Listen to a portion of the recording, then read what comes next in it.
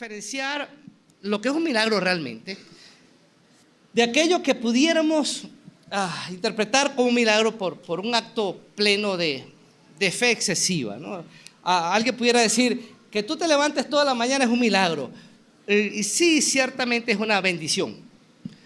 Pero digamos que el orden natural es que una persona que se acuesta en la noche se levante en la mañana. Entonces, digamos que no hay algo que rompa con la condición natural a la hora de usted levantarse. Pero para unos que tienen el sueño muy pesado, que se levanten a cualquier hora es un milagro. Pero eso pudiera ser estudiado de otra forma. Realmente aquí lo que estamos hablando es, cuando ocurren situaciones, cuando el Señor permite cosas que se sobrepone a todo aquello que nosotros pudiéramos considerar natural, lógico, racional, esos eventos que están por encima de toda probabilidad posible, que podemos considerar que al no tener una explicación o está por encima de nuestra capacidad de razonar, o sencillamente estamos hablando de algo único, irrepetible y que pudiera entrar en la categoría de milagro. Bueno, cuando pensamos quién es Dios, definitivamente eso nos puede llevar a creer sin ningún conflicto en que Él es capaz de hacer milagros. Es decir, creamos en los milagros, pero no permitamos que ellos nos llenen de un asombro irracional, porque es que si creemos en un Dios que es todopoderoso, entonces debemos entender que Él es capaz de hacer milagros. Y la iglesia, el cristiano en general, debería acostumbrarse a ver hasta con cierta naturalidad que el Señor opere y obre de forma extraordinaria, de forma sobrenatural. Pero ciertamente debemos tener cuidados, porque los milagros pudieran convertirse en un factor distractor si no estamos claros del para qué el Señor obra los milagros. La segunda pregunta que les hacía era no solo si crees que Dios puede hacer milagros, sino ¿por qué crees tú que el Señor tendría que hacer un milagro hoy? En una situación X que tú pudieras estar enfrentando y que la única salida posible que pudieras tener delante de ti sea algo extraordinario, algo milagroso. ¿Por qué el Señor o para qué el Señor tendría que obrar ese milagro? ¿Saben? Corremos el riesgo de convertir los milagros, las cosas extraordinarias que el Señor puede hacer, en factores de distracción. Permítame ilustrarlo de la siguiente forma. ¿Cuántos han ido aquí a un acto de magia? Un mago. ¿Saben? Los magos no son brujos ni nada extraño, ni son seres místicos. Un mago es un ilusionista. Él va a engañarte. Él va a utilizar su rapidez manual o su agudeza para hacer ciertas cosas para que tú no mires hacia donde tienes que mirar y cuando te des cuenta algo extraordinario haya pasado. Es decir, él va a hacer un chasquido, él va a hacer algún movimiento, él va a distraer nuestra atención hacia un lugar para que no veas lo que él está haciendo, donde realmente está ocurriendo, vamos a poner eso entre comillas, la magia. Él es un ilusionista y mientras más rápido sea, más capaz va a ser de engañarnos a todos nosotros. Y vamos a ver cómo él sustituye una carta por otra, o cómo un billete roto lo vuelve a restablecer, o cómo saca un conejo de un sombrero que no había nada allí. Pero su habilidad para despistarnos va a ser suficiente para que ustedes y yo podamos terminar asombrados y viendo con asombro lo que él acaba de hacer, podamos preguntarnos ¿cómo lo hizo? Un acto de magia será más extraordinario en la medida que a nosotros nos cueste más deducir cómo lo hizo. No sé si han estado en algún lugar donde hay un mago, pero el mago hace su magia y cuando hace su magia uno dice, dale de nuevo, que ya creo que la tengo. Y lo vuelves a hacer y nos vuelve a engañar. Yo creo que la cosa está en la otra mano y estamos perdidos. Y un buen mago sencillamente va a hacer la cosa hasta que él diga, ya me fastidié. Ya no lo vas a adivinar nunca. Y como dice aquel principio de los magos, un buen mago nunca revela sus trucos. Porque el día que lo revele usted va a decir, era una tontería. Miramos para allá y tenemos que haber visto aquí. ¿Saben? La mejor manera de disfrutar un acto de magia es como lo harían tal vez los niños. Usted le trae un mago a un niño y el niño va a disfrutar el acto. Le voy a explicar por qué. Porque él no va a perder tiempo, ni va a gastar sus neuronas tratando de identificar cómo fue que lo hizo. él va a disfrutar del asombro que le causa aquello que el mago es capaz de hacer. Punto. Listo. Y el niño te va a llamar, mira papá, ven para que veas. Él se saca una moneda de la oreja. Hijo, él está disfrutando lo asombroso. Punto. Mira, él rompió el billete y cuando lo abrió estaba bien. Él está disfrutando lo asombroso. Punto. Y él puede disfrutar más que nosotros, que nos vamos diciendo, ¿cómo será que lo hizo? Y como ahora la cosa es tan amplia, seguro que va a llegar a su casa metiéndose por YouTube a ver cómo es que se hace el truco de la carta rota. Hermanos, disfrute el acto. Punto. ¿Saben? Cuando hablamos de los milagros de Jesús, debemos también centrar nuestra atención en lo que es importante. Usted y yo pudiéramos invertir nuestro tiempo, gastar nuestras neuronas, tratar de justificar cómo lo hizo, por qué lo hizo, buscarle el lado lógico a los milagros, y a lo mejor lo único que va a lograr es desgastarse, porque no necesariamente va a poder conseguir el lado lógico de lo que Dios es capaz de hacer cuando el milagro que está allí frente a usted tiene una intención mucho más profunda. No es que tus neuronas se desgasten tratando de comprender lo que ocurrió, sino que el milagro que está delante de ti está puesto allí o fue llevado a cabo para que tú pudieras conocer la naturaleza del Hijo de Dios. Permítame decirles algo. Hay gente que duda de la naturaleza de los milagros. Vayamos a algunos textos o algunos pasajes bíblicos. Para mí es tan complejo imaginarme cómo fue que Dios abrió el mar en dos. Y me vienen un montón de figuras a la mente. ¿Cómo abrió el Señor el mar en dos? ¿Saben? Eso es algo tan fuera de toda lógica, tan fuera de todo evento natural. Y alguien pudiera buscarle el factor racional, que lo hay. Hay gente que dice, no, Él no abrió el mar en dos, sino que el Señor guió a Moisés hacia un punto donde el mar es muy bajito, y así que ellos iban a poder pasar por ese punto donde la situación es muy bajita. Ahora me complicaste más el milagro, porque ¿cómo fue que Faraón, con todo su ejército, se ahogó en ese lugar que es bajito? ¿Saben? Hay cosas que no vamos a poder explicar. ¿Y cómo las vamos a aceptar? Pero como una manifestación de la naturaleza del Señor. Y quiero dejar esta mañana la siguiente verdad. El cristiano debe desarrollar la capacidad de ver en todo lo que le rodea, sea sobrenatural o cotidiano, los atributos que Cristo mismo quiere mostrarnos acerca de su naturaleza divina. El cristiano debe ser capaz de desarrollar la capacidad de ver en todo lo que le rodea, sobrenatural o cotidiano, aquellos atributos que Cristo mismo quiere mostrarnos acerca de su naturaleza. ¿Saben? En todo lo que nos rodea, el Señor está mostrando quién es Él. Y si vamos a los milagros, nos vamos a dar cuenta que no hay un milagro que tenga una intención distinta a que tú y yo podamos conocer algún atributo de Dios, que Él quiere dejar que tú y yo lo conozcamos a través de eso maravilloso que hizo. Así que si invertimos tiempo, neuronas, nos desgastamos tratando de comprender el elemento sobrenatural, perdemos de vista lo que realmente es importante, y es que el que hizo esa acción es nada más y nada menos que el creador y sustentador de todas las cosas. Él está mostrando su naturaleza a través de los milagros. Permítame ser un poco más amplio. Debemos aprender a ver a Cristo en todo su esplendor, en todas las áreas de nuestra vida, sobrenaturales y cotidianas. El problema que estás viviendo hoy, Dios quiere mostrar su gloria, su naturaleza, su realidad, su presencia en medio de lo que sea que estás viviendo.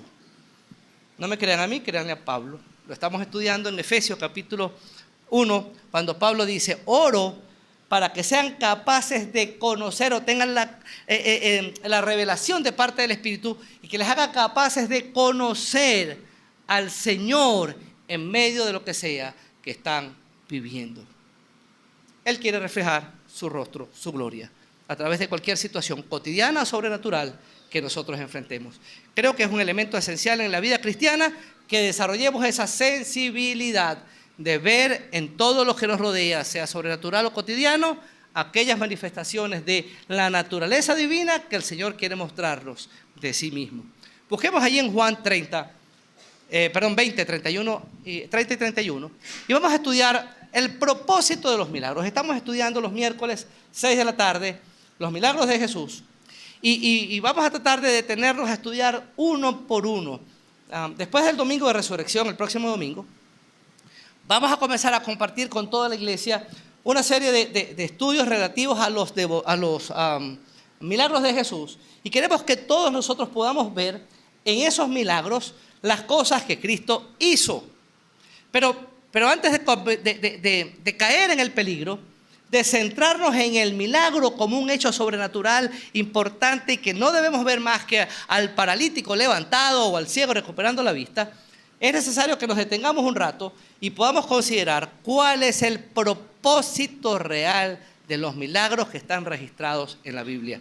Juan 20, 30 al 31. Miren lo que dice el apóstol Juan en su evangelio acerca de los milagros. Jesús hizo muchas otras señales milagrosas en presencia de sus discípulos, las cuales no están registradas en este libro. Pero estas se han escrito para que ustedes crean que Jesús es el Cristo, el Hijo de Dios, y para que al creer en su nombre tengan vida. ¿Se dan cuenta del propósito? Juan dice, miren, el Señor hizo tantos milagros que yo no los hubiera podido registrar. Registré solo estos que están aquí. Hubo más, pero estos que están aquí tuvieron un propósito, están registrados aquí, y hoy nosotros podemos conocerlos, podemos estudiarlos, podemos saber qué pasó, porque en medio de esos milagros, en medio de esas señales milagrosas, el Señor tenía un propósito, tiene un propósito para ti y para mí. Permítame darle 3 características claves que todo auténtico milagro debe tener. En las palabras de Juan, en primer lugar, un auténtico milagro lleva nuestra atención a la persona de Cristo. Usted ve un hecho sobrenatural, hay algo que trasciende la lógica, está ante un evento que está fuera de toda probabilidad, y cuando usted ve ese evento, usted debe preguntarse, ¿viene esto de Dios o no viene de Dios? Y si eso le lleva a fijar su atención en la persona de Cristo, entonces marque eso como recibido. Son 3, pero la primera, cumplido. Todo milagro debe llevarnos a fijar nuestra atención en la persona de Cristo. Y lo plantea Juan, versículo 30, nuevamente. Jesús hizo muchas otras señales milagrosas en presencia de sus discípulos, las cuales no están registradas en este libro. Pero estas señales milagrosas se han escrito aquí para que crean que Jesús es el Cristo, el Hijo de Dios. ¿Lo ven? ¿Para qué se escribieron esas señales? ¿Para qué nos relatan lo que aconteció? ¿Por qué saber que el Señor tiene poder sobrenatural para actuar? Para que creas que Jesús es el Cristo, el Hijo de Dios. ¿Ven la razón? No hay otra. No hay otra. Si nos quedamos dando vueltas en el milagro como una acción sobrenatural, perdimos el verdadero sentido del milagro. El verdadero sentido del milagro no es que tú y yo sepamos que el Señor puede levantar al paralítico. No. El verdadero sentido del milagro es que podamos fijar nuestra atención en Cristo, que tiene poder aún para levantar a un paralítico. Es Cristo, es Cristo. Ahora, permítanme centrar mi atención en una palabra que está aquí, que creo que es clave. La palabra señal. ¿Saben? Para Juan, el término señal es el término que él va a utilizar para referirse a los milagros. La Nueva Versión Internacional lo traduce como señales milagrosas, pero realmente el término es una señal.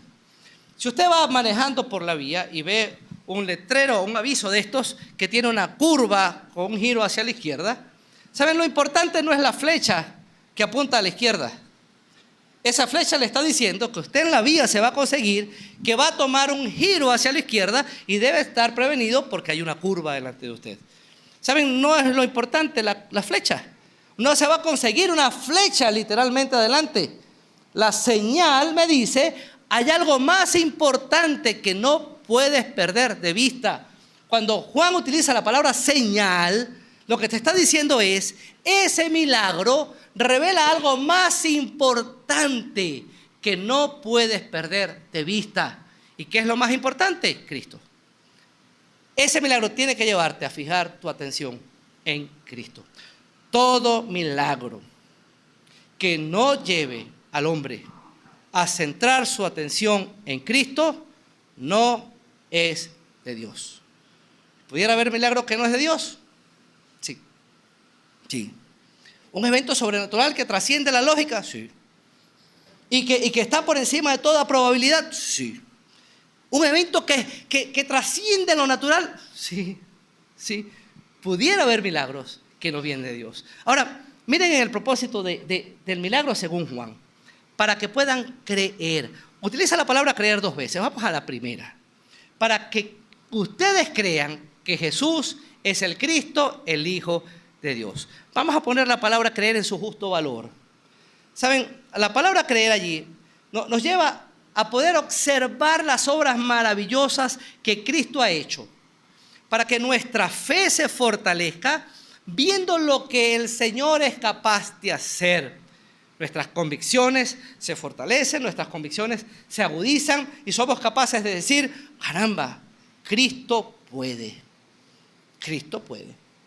¿Saben? La palabra fe es la misma palabra que en otra parte se traduce creer. Es la misma en el idioma original, por ejemplo, Juan 3:16, porque de tal manera amó Dios al mundo para que todo aquel que en Él cree. Esa palabra que se tradujo allí, creer, es exactamente la misma palabra que, por ejemplo, en Efesios 2:8, que estamos estudiando en la escuela dominical, por gracia sois salvos por medio de la fe. Esa palabra fe y aquella palabra creer son exactamente la misma. Así que cuando Juan dice aquí, estas cosas fueron escritas para que tú puedas creer. La idea allí es para que tu fe esté tranquilamente dispuesta a sentarse sobre la idea de que Cristo, que Jesús es el Cristo y Él es el Hijo unigénito de Dios. Puedes descansar en eso. Y las obras milagrosas nos van a poner cara a cara con la naturaleza de Cristo que nos permite decir, podemos confiar que Cristo es el Hijo de Dios. ¿Saben? Cuando estamos ante un milagro, nos convencemos del poder de Cristo. Y podemos terminar diciendo, definitivamente no hay nada imposible para Él. Él es todopoderoso. ¿Saben? Cristo no es poderoso, Él es todopoderoso. Y el término real para eso es omnipotente. No hay poder que no esté a su alcance. Y por eso podemos ver al Señor hacer tantas señales sobrenaturales. Es más, anunciar su muerte y decir, yo vengo a poner mi vida y tengo poder para ponerla y para volverla a tomar. ¡Ja, caramba! Sí, es todopoderoso. Tiene poder para ponerla y volverla a tomar. ¿Saben? El Señor es todopoderoso. Cuando vemos sus milagros, esos milagros nos muestran a un Dios omnipotente. Cuando vemos los milagros de Jesús, nos convencemos de su autoridad. Todo obedece a su voluntad. El Señor está caminando sobre el mar. Pero por favor, ¿cómo camina sobre el mar? Todo se somete a su voluntad. Están los discípulos luchando con la tempestad por más de 7 horas. Recuerden, entre los discípulos habían algunos pescadores experimentados. ¿Saben qué cosa es compleja? Cuando hay una situación que golpea tu vida y el que no tiene mucha experiencia se rinde. Pero el que sabe cómo va la cosa dice, no, podemos seguir luchando, todavía hay esperanza. ¿Y cómo sabes que hay esperanza? Pero porque yo sé, soy un hombre experimentado. La cosa se pone fea cuando el experimentado te dice, ¿sabes qué? No hay nada que podamos hacer. Ay, papá. Bueno, los discípulos habían combatido con la tempestad, con la tormenta por más de 7 horas. Y los experimentados pescadores que estaban en la barca dijeron, listo, nos espera la muerte, no hay posibilidad de salir vivos de aquí. Al momento ven a Jesús caminando sobre el mar y se sube a la embarcación. Y al subirse a la embarcación, el Señor se levanta y le dice al mar, calla, enmudece. Permítame caraqueñizar un poquito eso. ¿Saben? Es como si el Señor le dice, silencio, tienes a estos tipos asustados, cállate. Y el mar tiene autoridad. Y uno piensa, ¿y cómo ejerce la autoridad sobre la naturaleza? Pero eso es muy difícil de entender, a menos que creamos definitivamente que el que es creador de todas las cosas, sustentador de todas las cosas, como Pablo dice en Colosenses, en las manos de quien todas las cosas existen y subsisten. Si Él es el dueño de todo, que sostiene todo y hace que todo pueda existir y subsistir, entonces con mucha facilidad puede decirle al mar, calla, enmudece.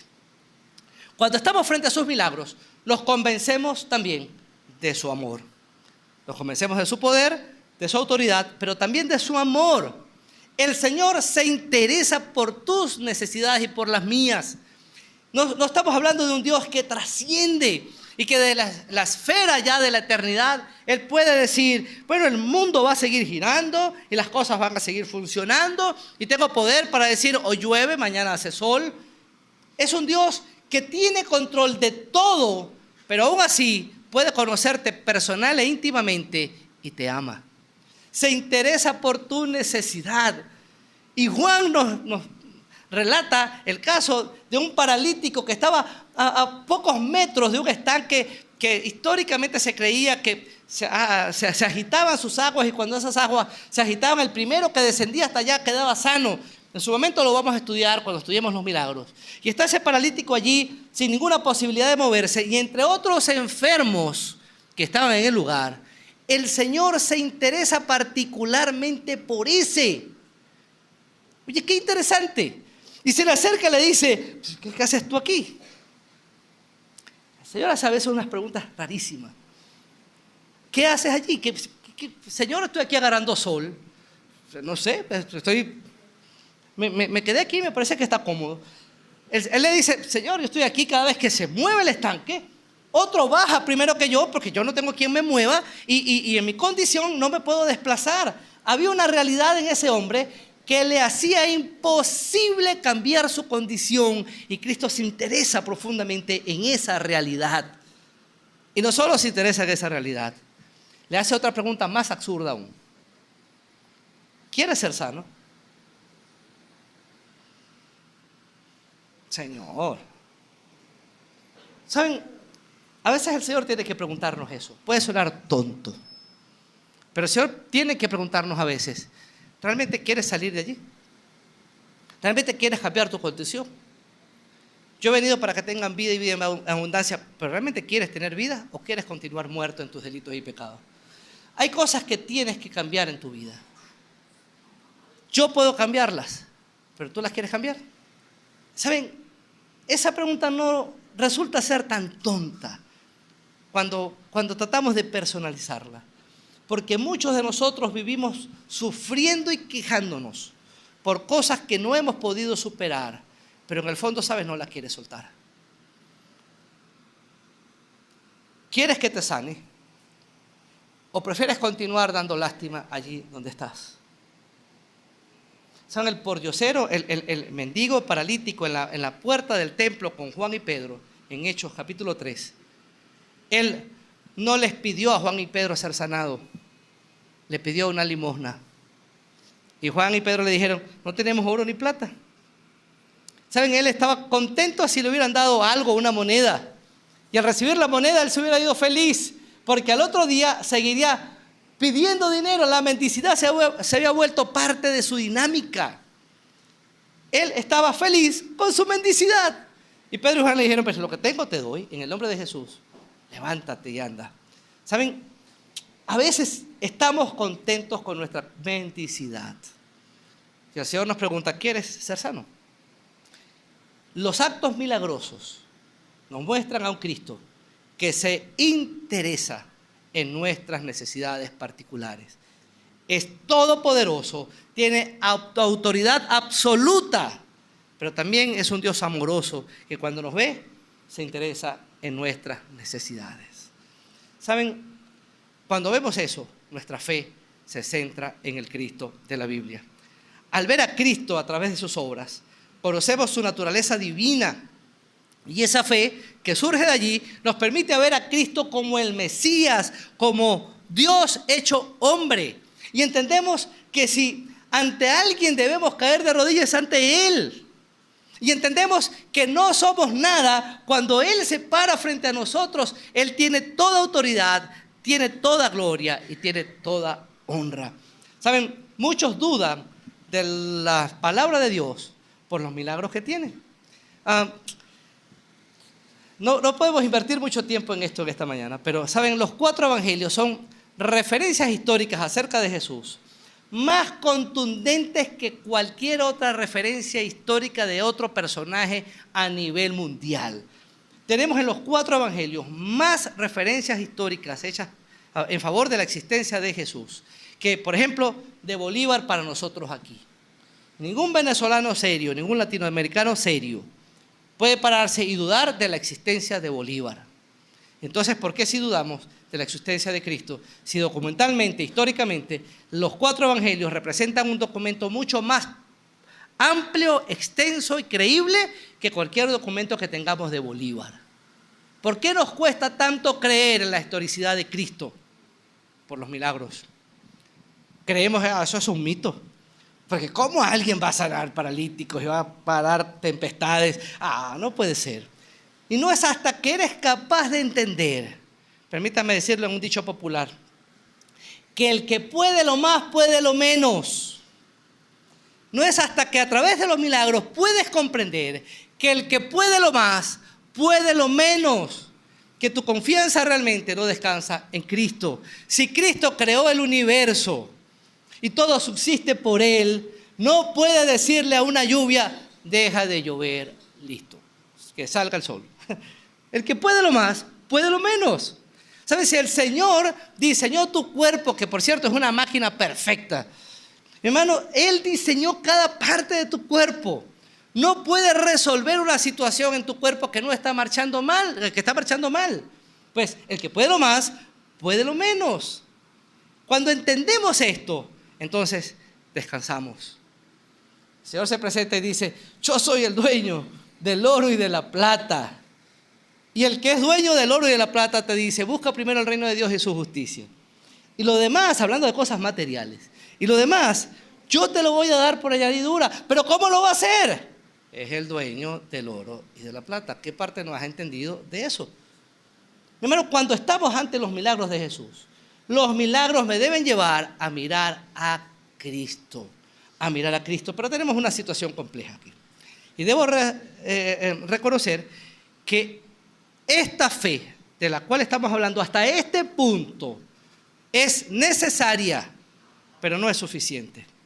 Y permítanme decirles por qué. La semana pasada hablábamos de un grupo de personas que vieron los milagros de Jesús y creyeron en Él, pero se quedaron pegados en la idea del milagro. Y al ver el milagro se asombraron y la fe le duró lo que le duró el asombro. Nosotros vivimos en una sociedad que está muy llena de misticismo. Y separar el misticismo de la realidad es complejo. ¿Saben? Venimos de una sociedad que ve milagros en todas partes. Y como ve milagros en todas partes, adjudica milagros a mucha gente o a muchos seres o a muchas situaciones. Tenemos no solo esa concepción cristiana que es muy ancestral, incluso en la Edad Media creció ese misticismo dentro de la misma iglesia, dentro del mismo cristianismo, y en nosotros particularmente tenemos algunas raíces africanas y de otras naturalezas por allí que nos hacen buscar siempre algo sobrenatural. Pero no crean que es un problema latinoamericano o venezolano particularmente. El mundo está así. Si quieren una muestra clara se las voy a dar. Ustedes seguramente tienen en su televisor el canal de History Channel, que en algún momento fue creado para que conociéramos la historia. Ahora lo único que hace es hablar de alienígenas ancestrales. Nos encanta eso. Esa mancha que está allí. Eso fue un ovni que vino. Y ese dibujo, pues esa es la forma de un... Menos mal que no han visto un dibujo mío. Si ven un dibujo que yo haga, pues... Aquí todos nos volvemos creyentes de los ovnis. Y a lo mejor tuve la intención de hacer una persona, pero me salió, fue un marciano. ¿Saben? El tema de fondo es que nos cautiva la idea de lo sobrenatural. Esta semana una Miss fue parte de un conflicto ahí complejo, explotó esa situación, que el video ni nuevo es, pero explotó toda una situación por algo que planteó y pudiéramos decir aquí que ante ese fragmento que tomaron, si vemos el video completo, de dónde viene y todo el contexto, de pronto esto que voy a decir no es tan así. Pero yo podría decir, por lo primero que vi, pero estoy de acuerdo con el fondo, más no con la forma. Cuando vi el video completo, porque después salió ella apelando a su situación, y en su apelación dijo, me sacaron de contexto. Cuando veo el video completo, pues ahora sí estoy de acuerdo con la forma y el fondo también. Pero parto de esto. La gente que ha criticado a esta Miss ha dicho, cada quien tiene derecho a creer lo que le da la gana. Ah, muy bien. ¿Y ella no? Ella también. Entonces, seamos felices. Cada quien tiene derecho a creer lo que quiere. Pero ciertamente esto, hermano. Como seres humanos, tendemos a buscar milagros en todas partes y adjudicarle la obra milagrosa a cuanta gente nos rodea. Saben, en el tiempo en el que estamos viviendo hoy, hay tantos engañadores que hacen milagros. Hermanos, hay hombres que actúan separados de Dios, que hacen milagros. Y alguien pudiera preguntar, ¿y es posible? Sí, el Señor nos dice en Mateo capítulo 7, en aquel tiempo muchos vendrán delante de mí y me dirán, Señor, en tu nombre hicimos milagros. Miren que no era cualquier cosa, eran verdad, porque se lo están diciendo al Señor, los hicimos. Y el Señor les responde, yo a ustedes nunca los conocí. Apártense de mí, hacedores de maldad. ¿Saben? Los demonios hacen milagros. Hermanos, hay milagros que son caracterizados por obras sobrenaturales, pero que de alguna manera se le adjudican al universo. O sea, que podríamos decir, el universo hace milagros. Bueno, para más, el anticristo al final de los tiempos hará grandes milagros. La gran diferencia es esta, un milagro que viene de Dios nos lleva a fijar la mirada en Cristo. Paso 1, tiene que estar presente todo milagro que te lleve a fijar tu mirada en ese paral que está allí, no es de Dios. Y si alguien se levanta y dice, pero yo tengo derecho a creer lo que quiere, yo quiero creer en ese paral, bueno, hermano amado, buena suerte. Pero ya dijimos la semana pasada, Carlos nos recordaba ahora en la dirección, que la única fe que tiene garantía de ser eficaz y efectiva es la fe que descansa en el Cristo de la Biblia. No hay más. Tú puedes creer lo que quieras, pero si el milagro no te lleva a centrar tu mirada en Cristo, no es de Dios. En segundo lugar, un milagro auténtico. Nos invita a depositar nuestra confianza en Cristo. Y ahora aquí vamos a consolidar el tema de la fe. Allá Juan dice, cuando veo el milagro, puedo entender que se trata de el Mesías, Dios hecho hombre. Puedo decir, wow, Cristo es poderoso. Wow, Cristo tiene autoridad. E incluso puedo llegar a entender, Cristo se interesa por mí. Ah, muy bien. Pero continúa la idea de Juan, y en el versículo 34 dice, y para que al creer en su nombre tengan vida. Me gusta como lo plantea la Reina Valera del 60. Para que creyendo, hay una acción distinta aquí. Es el mismo verbo creer, es la misma idea, solo que la permanencia del creer es otra. Allá creo en el hecho milagroso, un creer puntual. Pero ahora ese hecho milagroso me lleva a depositar de manera permanente mi confianza en Cristo. Hemos definido en otras ocasiones el término creer o el término fe como aquel que se sienta en la silla. Usted se sentó en esa silla. Su cerebro entendió cuando llegó aquí que eso que está allí es una silla. Entonces conoce el asunto. Y su cerebro sabe que la silla se hizo para sentarse. Entonces usted depositó su confianza en la silla cuando se dejó caer sobre ella. Punto.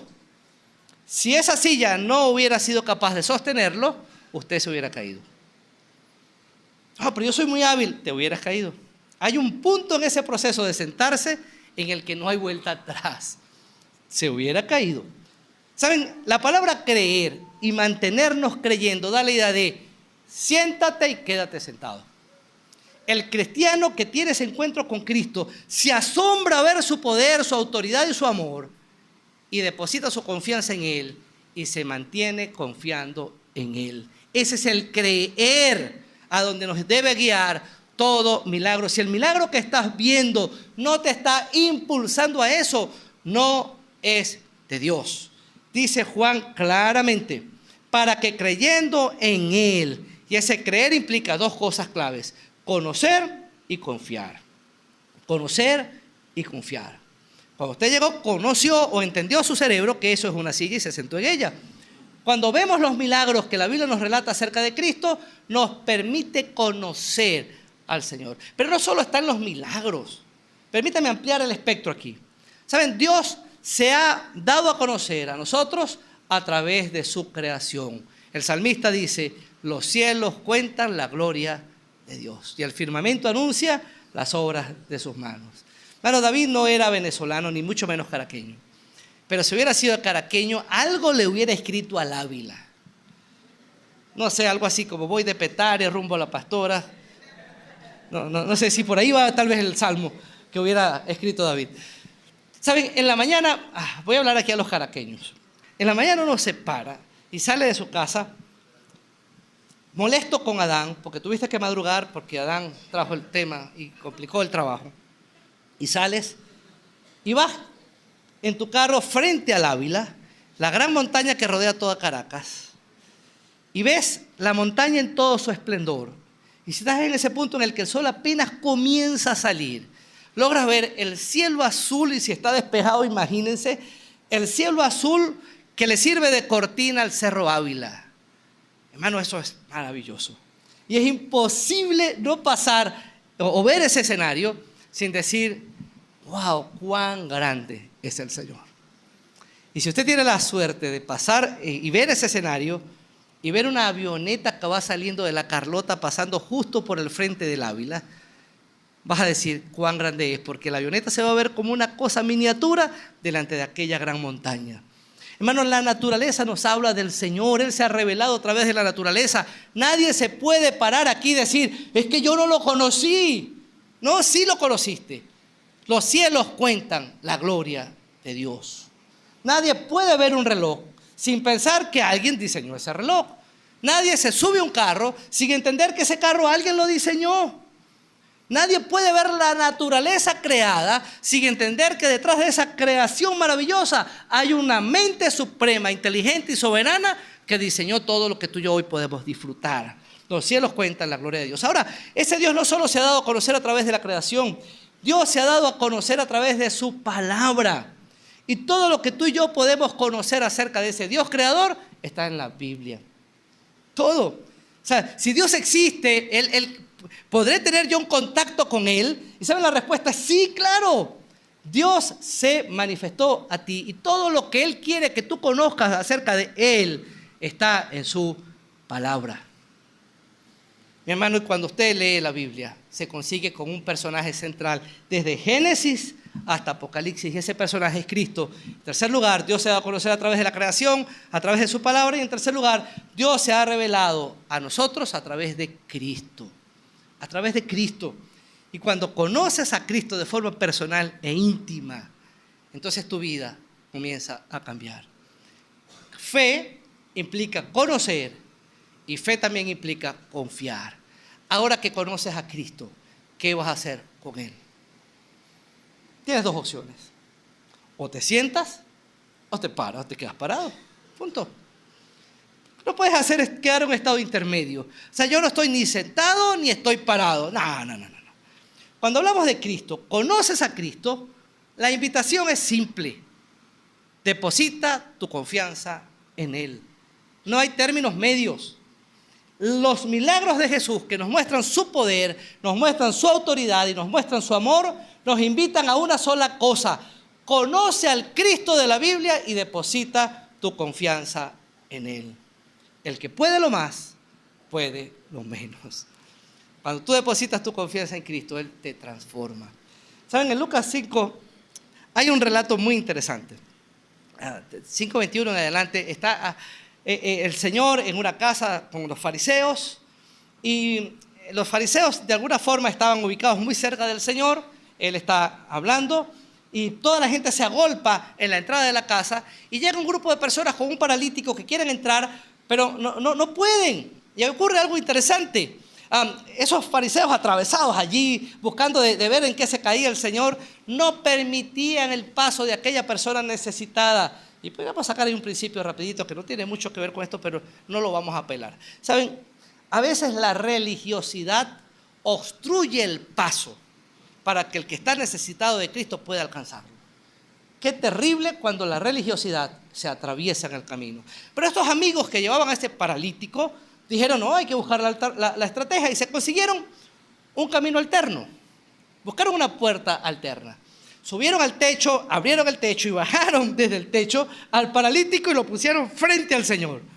Y cuando cae ese paralítico, el Señor ve aquella situación, enseguida dice, hijo, qué fe tan tremenda, tus pecados son perdonados. Y el Señor comienza intencionalmente al revés. Era un paralítico. ¿Qué creen ustedes que querían los amigos y el paralítico del Señor?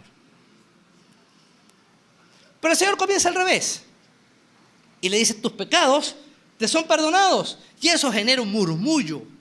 Y el murmullo de los fariseos que estaban allí esperando la caída del Señor es, este se cree Dios. ¡Qué blasfemo es! Solamente Dios puede perdonar pecado. Y una vez Juan, como él conocía los corazones de los que estaban a su alrededor, porque efectivamente sí es Dios, él conocía lo que estaban pensando y dijo, ¿qué es más difícil? Que yo diga, tus pecados te son perdonados, haciéndome Dios. O te diga, levántate y anda. ¿Qué será más complejo? ¿Saben? Pues si lo levantaba, era un poder divino lo que estaba manifestando allí. Y si lo perdonaba, eso era una prerrogativa divina lo que estaba manifestando allí. Y el Señor, para aclarar los puntos, dijo simplemente, levántate, toma tu cama y anda. Y el hombre se levantó, tomó su cama y salió caminando por el medio de todo el mundo. Y para que sepan, pues, que el Hijo del Hombre tiene poder para perdonar pecados, toma tu cama y anda. Salió perdonado y sano. ¿Lo ven? ¿Saben? El milagro que vemos allí, más que pensar, este hombre es capaz de levantar un paralítico, tenía la intención de que tú y yo entendiéramos, Él es capaz de perdonar mis pecados. Los puede perdonar. ¿Y cómo lo sabes? Porque sanó al paralítico. Aquello es la señal que me indica esto. El que puede lo más, puede lo menos. Muy bien, hermanos. Tenemos entonces dos marcas centrales. Las obras sobrenaturales del Señor sirven para que podamos centrar nuestra mirada en Él. Y las obras sobrenaturales de Cristo nos llevan también a depositar nuestra confianza en Él. Nos hablan de su naturaleza, de su divinidad, de su autoridad y de su amor, pero no solo para que lo tengamos presente en nuestra mente, sino para que ahora actuemos en consecuencia, depositando nuestra confianza en Él. Finalmente, un auténtico milagro fortalece nuestra fe en aquello que tenemos seguro en Cristo. Ahora mi fe tiene que robustecerse. Un auténtico milagro me lleva a ver a Cristo, un auténtico milagro me invita a creer en Cristo, pero un auténtico milagro me lleva a abrazar fuertemente mi fe en Cristo. Y termina Juan diciendo esta frase, para que tengan vida en su nombre. Y la vida que se describe allí es el producto de la acción poderosa de Cristo en ti y en mí. El Señor se presenta así, yo he venido para que tengan vida y vida en abundancia. Tú y yo no tenemos vida realmente hasta que estamos en Cristo. Efesios 2, 1 y 2 dice, que estábamos muertos antes de conocer a Cristo en nuestros delitos y pecados. No había nada de vida en nosotros y la única forma fue que Dios, que es rico en misericordia, con su gran amor con que nos amó, nos dio vida juntamente con Cristo, porque por gracia sois salvos. Qué tremendo, hermano. Ahora, cuando veo el milagro de Jesús, en vez de centrarme en el milagro, hermano, abrace a Cristo y fortalézcase en la vida que Él vino a traerte a ti. La palabra nombre, para que creyendo en su nombre, ese término nombre allí, nos habla de la persona de Cristo en todo su esplendor. Es decir, su poder, su autoridad y su amor que definen su nombre. son los que te hacen a ti disfrutar plenamente de la vida que viene de Él. Hermanos, en Cristo tenemos milagros maravillosos. Y aun cuando los milagros de gloria, los que manifiestan su gloria, pudieran ser muy vistosos, ellos nos vienen a recordar que son más importantes y son más valiosos para la persona los milagros de gracia que los milagros de gloria. Permítame definir estos dos términos que pudieran sonar muy teológicos. Un milagro de gloria es aquel que nos muestra la gloria de Cristo. Calmó la tempestad. ¡Wow! Paró o levantó al paralítico. ¡Uf! Devolvió vista al ciego. ¿Qué tal? ¿Saben? Resucitó. ¡Oh! Hermanos, nos hablan de su gloria. Pero los de gracia nos hablan de su gracia. Te ha perdonado. Te ha limpiado de todo pecado. Te ha quitado el peso de la culpa. Ahora, pues, ninguna condenación hay para los que están en Cristo Jesús. Romanos 8:1. Hermano, te ha quitado la vergüenza del pecado. Si muchos fueran tus pecados, muchos son perdonados. En Cristo, tú y yo somos nuevas criaturas en Él. Las cosas viejas pasaron. He aquí todas son hechas nuevas. Los milagros que nos hablan de su gloria nos llevan a pensar en los milagros que nos hablan de su gracia. Tú y yo, cuando llegamos a Cristo, nos volvemos unos milagros que caminan y tienen un testimonio del poder maravilloso del Señor. ¿Qué hacemos con los milagros? Vamos a hacer una religión que descanse en los milagros. Vamos a perseguir milagros. Vamos a vender milagros. ¿Saben? Los milagros de la Biblia están registrados para que tú y yo conozcamos la gloria de Dios. Él es el Rey de reyes y Señor de señores. ¿Qué tal si estamos de pie? Vamos a orar.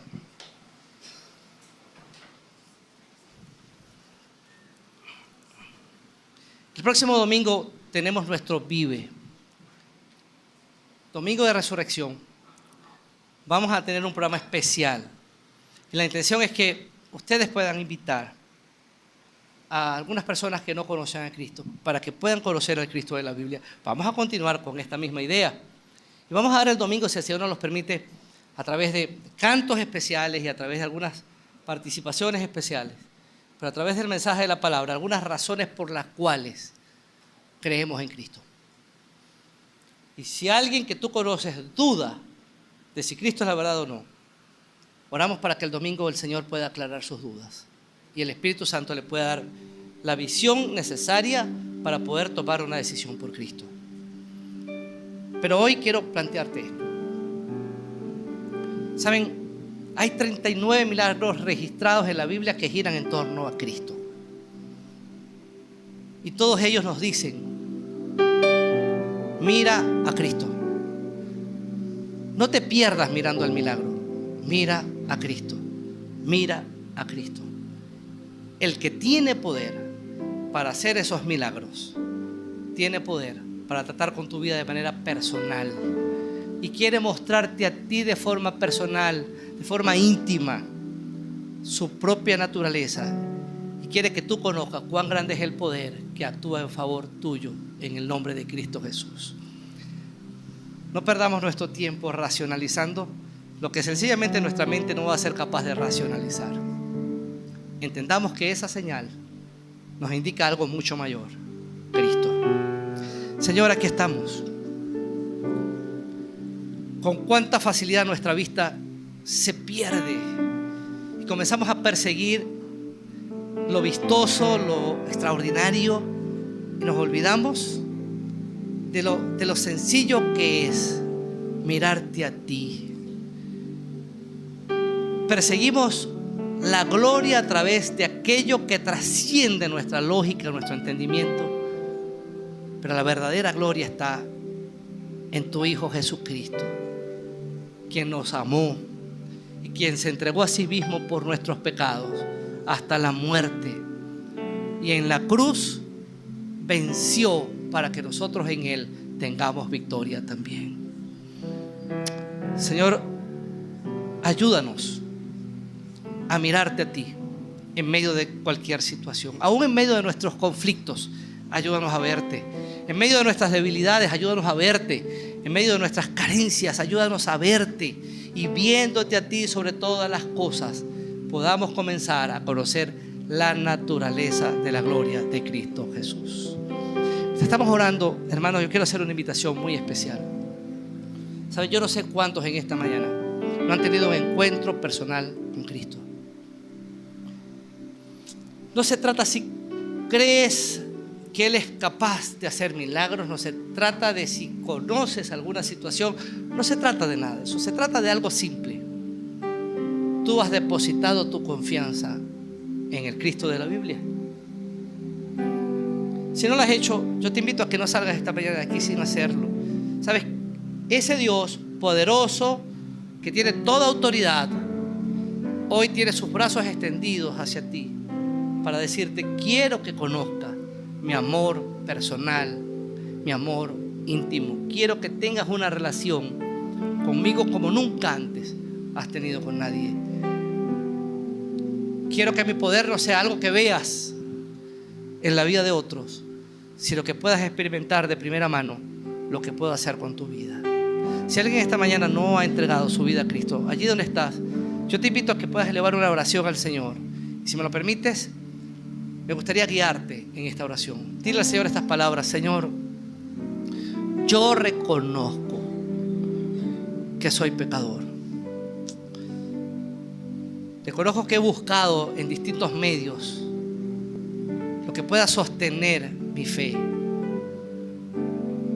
pero no he conseguido nada sólido, porque he estado buscando en el lugar equivocado.